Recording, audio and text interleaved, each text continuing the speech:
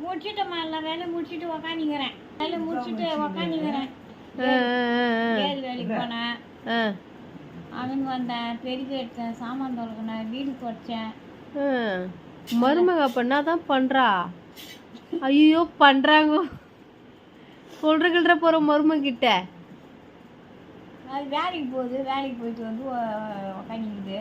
சாமி கும்பிடுது வெள்ளிக்கிழமை. ஒன்றுத்துக்கு லாக்கி இல்லை போல்த மருமக.